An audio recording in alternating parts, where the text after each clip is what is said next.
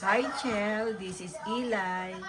Eating apple after exercising. She put me tonight. Okay?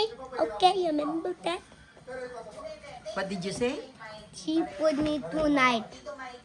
You're going to sleep with her tonight? Yes. Oh, are you sure? Is that an agreement? Yes. Oh. Because it's after me. After me.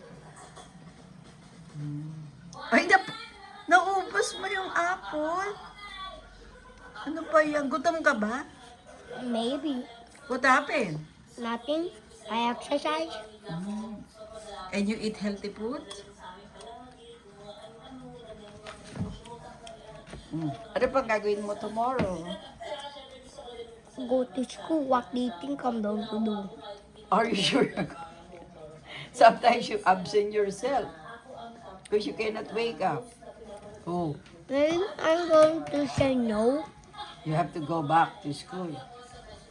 And Where I then, don't, where I'm sick tomorrow, I'll be so mad and I will stay home.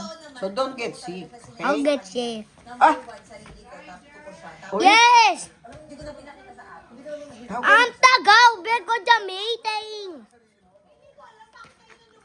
Ay, ko kasi dahil yung hindi kaka-preview dahil okay na. lahat ng Enough na. ako lang kasi naka-preview.